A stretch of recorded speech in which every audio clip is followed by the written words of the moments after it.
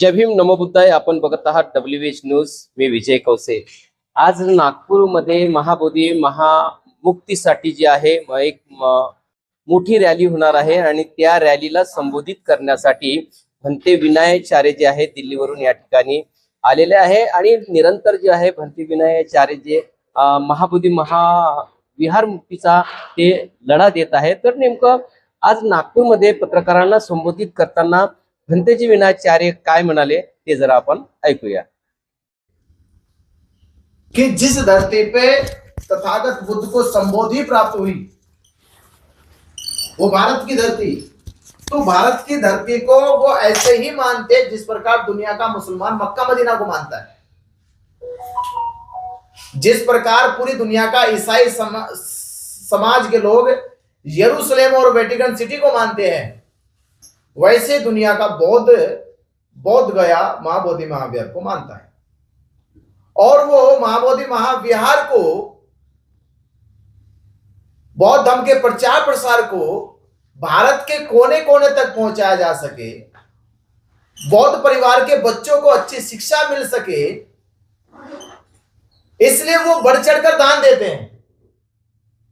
और बढ़ चढ़कर जो दान आता है, जो सैकड़ों सालों से दान आ रहा महाबोधि महाविहार पे, उस दान का 4 हिंदू और सरकार मिल बांटकर लुटाई करते हैं। बौद्धों को ना तो धर्म प्रचार प्रसार में आता है, ना बौद्धों के लिए कोई कॉलेज यूनिवर्सिटी बनाई जाती है, ना कोई बौद्ध भिक्षुओं के लिए प्रशिक्षण संस्थान बनाए जाते, ना बौद्ध भिक्षुओं के लिए वहां पर कोई आवासीय बुद्ध विहार बनाए जाते, ना ही बौद्ध भिक्षुओं के लिए वहां पर खाने की व्यवस्था की जाती है। आप सोचे तो देश दुनिया के लाखों की संख्या में बौद्ध अनुयायी दान देते हैं, वो दान जाता कहां है? और इतने सालों से लड़ाई इसलिए पेंडिंग में चल रही है कि अगर बौद्धों को मिल जाएगा तो सरकार जो महाबोधि महाविहार के नाम पर करोड़ों का जो गमन कर रही है, हिंदू संगठन मिलकर जो करोड़ों का गमन कर रहे हैं, वो करोड़ों का गमन बंद हो जाएगा और बौद्ध धर्म के प्रचार प्रसार में और विकास में वो दान लगना शुरू हो जाएगा। बाबा साहब डॉक्टर अंबेडकर जी ने जब 14 अक्टूबर 1956 को दीक्षा ली, आज के हम लोग कहते हैं कि धर्म का प्रचार प्रसार क्यों नहीं हुआ? इस्लाम धर्म दुनिया में फैल गया क्योंकि उनके पास उनके मक्का मदीने का प्रबंधन उनके हाथ में है। वो जो चाहे कानून नियम बनाए वो उसका फतवा जारी कर देते हैं। यरूशलेम में जो चर्च है उसका सारा प्रबंधन ईसाइयों के पास है, सिखों के गुरुद्वारे का प्रबंधन सिखों के पास है। बौद्ध धर्म का प्रचार प्रसार कैसे हो जाए जब बौद्धों के पास अपने महाविहार का प्रबंधन उनके हाथ में नहीं है?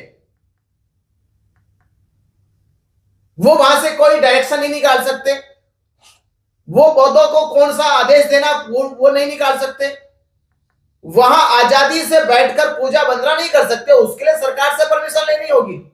और सरकार पूछेगी 4 हिंदुओं से, यानी कि हमें बुद्ध विहार में वंदना करनी हो, चैंटिंग करनी हो, साधना करनी हो, उसके लिए पहले हमें परमिशन लेनी होगी हिंदुओं से। क्या दुनिया में ऐसा कहीं होता है? क्या हिंदुओं ने जब राम मंदिर का ट्रस्ट बना किसी गैर हिंदू को ट्रस्टी बनाया? तिरुपति बालाजी में जब ट्रस्ट बना क्या किसी गैर हिंदू को वहां का ट्रस्टी बनाया?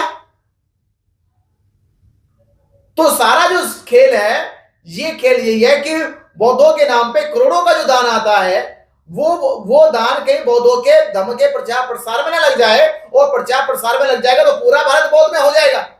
ये उनको डर सताता है। इसलिए पूरी मिली भगत सरकार की और हिंदू संगठनों की चल रही है। पर ये मिली भगत तब तक थी जब तक भारत के बौद्धों को जगाया नहीं गया था, जब तक भारत के बौद्ध लोग ये जाने नहीं थे कि हमारी विरासत है। अब तो हम ये कह रहे हैं कि विरासत बचेगी तो हम बचेंगे, क्योंकि जब विरासत ही नहीं रहेगी हमारी अस्मिता ही लूट ली जाएगी, तो हमारे जीवन जीने का क्या मूल्य रह जाएगा? जिसको मैं एक शब्द में कहता हूं, जिस समाज की शिक्षा, संस्कार, संस्कृति और सभ्यता लुट जाए, अब उसके जीवन जीने का कोई अस्तित्व नहीं है। क्या मतलब उसका?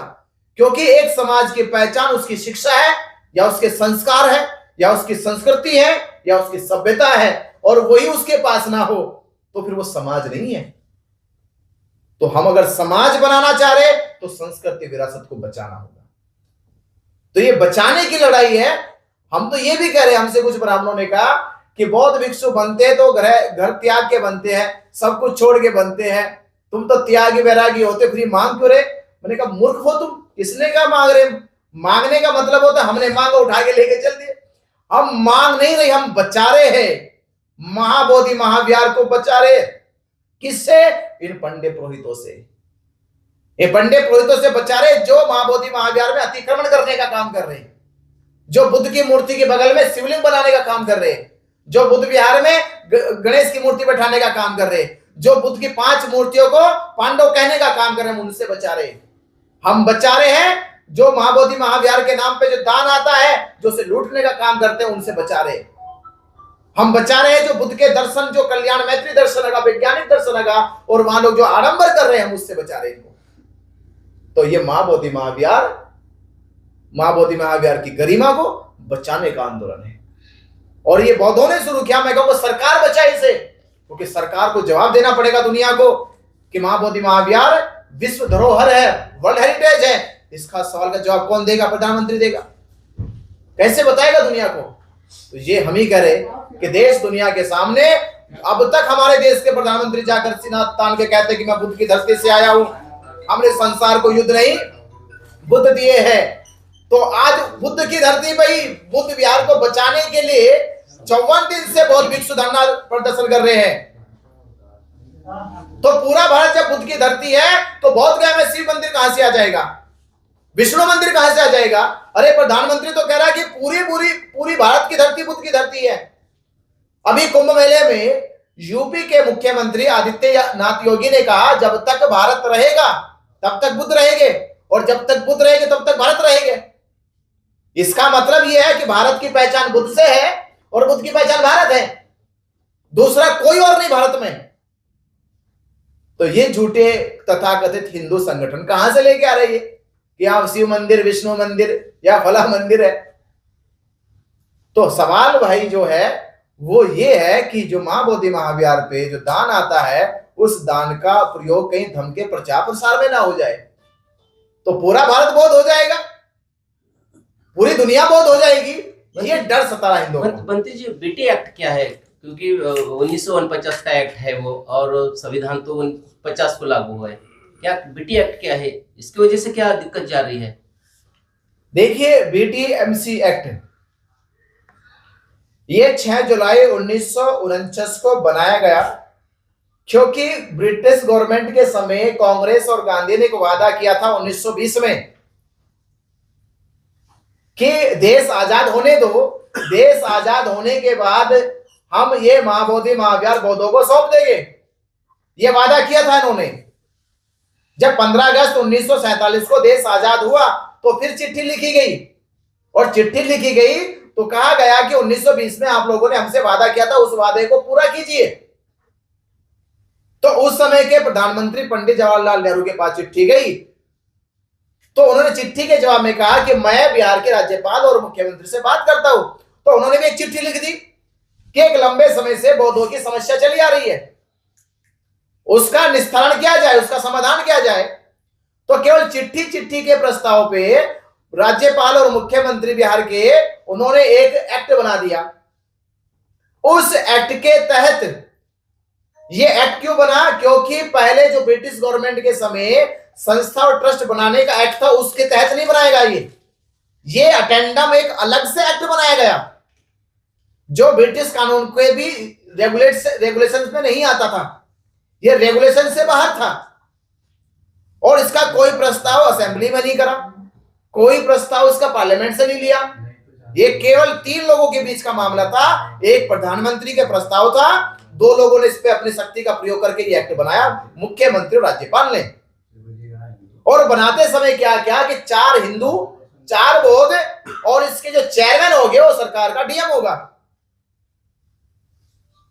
और डीएम जो होगा वो हिंदू होगा।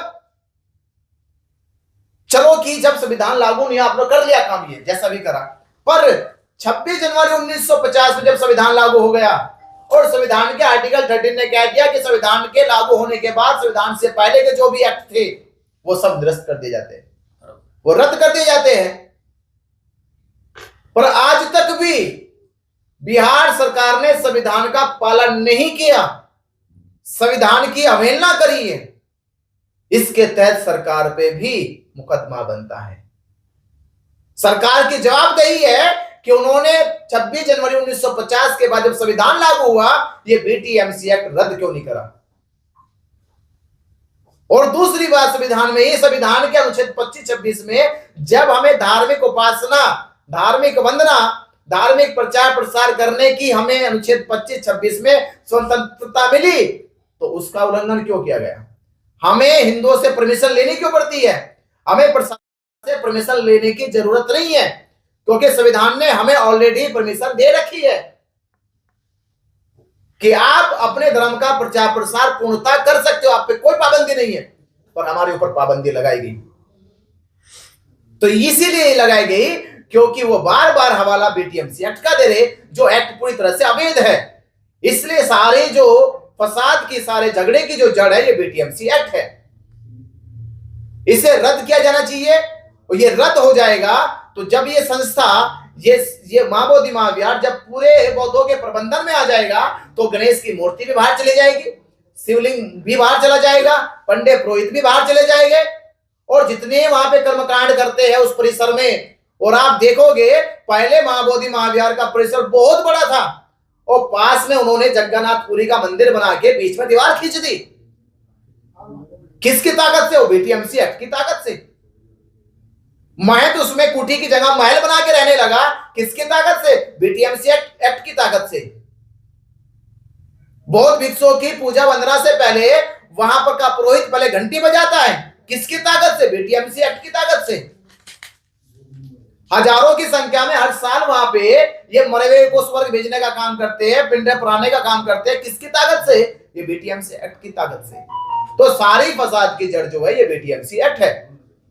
तो बीटीएमसी एक्ट के खिलाफ में लीगली जो है कोर्ट में आप गए नहीं है केस के खिलाफ में? देखिए, कोर्ट में तब जाएंगे, किसी ने कहा कि राम मंदिर का इतना बड़ा मामला था, वो कोर्ट में जाके हल हुआ। बनेगा राम मंदिर का मामला किन के बीच का था? हिंदू और मुसलमानों के बीच का था। वहां पार्टी दो थी, एक हिंदू पार्टी थी, एक मुस्लिम पार्टी थी। अगर हम बीटीएमसी एक्ट की बात करें तो यहां पार्टी हिंदू नहीं है बौद्धों के साथ, यहां बौद्ध पार्टी है और फिर सरकार पार्टी है, क्योंकि ये एक्ट जो बनाया वो सरकार ने बनाया, और जो एक्ट की शक्तियां है, जो समिति की शक्तियां है, वो सारी सरकार के हाथ में है। तो हमारा जो पार्ट है वो सरकार के साथ है, तो सरकार के पास वो सभी शक्तियां हैं इस एक्ट को रद्द करने की, तो कोर्ट में जाने का तो सवाल ही नहीं है। तो सरकार यदि मान नहीं रही है, इतने सालों से, सैकड़ों सालों से ये मांग है, अनाकारी भंती जी के समय से लेकर अभी तक के मांग पूरी नहीं हो रही, तो फिर सरकार नहीं कर रही ना मांग पूरी, तो दूसरा उपाय क्या रहेगा फिर? देखिए, उपाय तो यही है, पहला उपाय यही है, कोर्ट केवल बने कानूनों को लागू करता है, पालन करवाता है। कानून बनाएगी भी सरकार, कानून तोड़ेगी भी सरकार। तो बनाने में जब सरकार का हाथ था, तोड़ने में किसका हाथ होगा? ये कह सकते हैं जब सरकार ना सुने हमारी, बिल्कुल ही एकदम हाथ खड़े कर ले, तो हम कोर्ट का दरवाजा खटखटाएंगे। पर पहले सरकार हाथ तो खड़े करे, अभी तो बोल ही कुछ नहीं रही, वो कुछ तो बोले वो।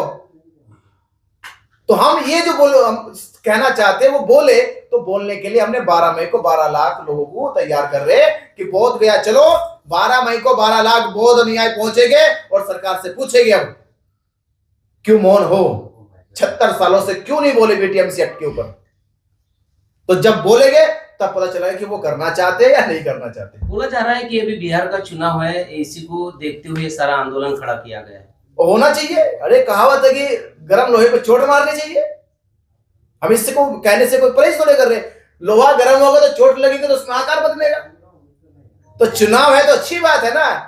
तो अगर नीतीश कुमार को लग रहा है कि चुनाव है और चुनाव में तुम्हारे खिलाफ प्रजा जा रही है, जनता जा रही है, तो ठीक है भाई, तुम भी बन जाओ कुछ सम्राट अशोक कनिष्क की तरह, हर्षवर्धन की तरह, और दिखाओ अपना दिल बड़ा और ये बीटीएमसी एक्ट रद्द करो, फिर दोबारा प्रधान मुख्यमंत्री बन जाना, नहीं तो फिर सपने देखते रह जाओगे। बौद्ध अनुयायी से क्या आह्वान करेंगे पूरे देश के? बौद्ध अनुयायी से यही आह्वान है कि विरासत बचेगी तो हम बचेंगे। 12 मई को 12 लाख लोग बोध गया पहुंचे, बस। मित्रांनो, तुम्ही ऐकलं भंतीजी विनायचार्य काय म्हणाले, तर नक्कीच 12 मेला 12 लाख बौद्ध अनुयायी जे आहे बौद्ध गयाला जातील आणि मुख्यमंत्री नितीश कुमार यांना भाग पाडतील की महाबोधी महाविहार आता मुक्ती करावं. नाहीतर मुक्त जर नाही झाला तर येणाऱ्या निवडणुकीमध्ये जर आहे तो नक्की त्याचा आंदोलनाचा परिणाम होणार आहे. मित्रांनो, बघत राहा WH न्यूज, लाईक करा, सबस्क्राईब करा आणि त्या स्कॅनरवर जाऊन जो आहे चॅनलला मतदान करा. धन्यवाद, नमस्कार, नमो बुद्धाय, जय भीम.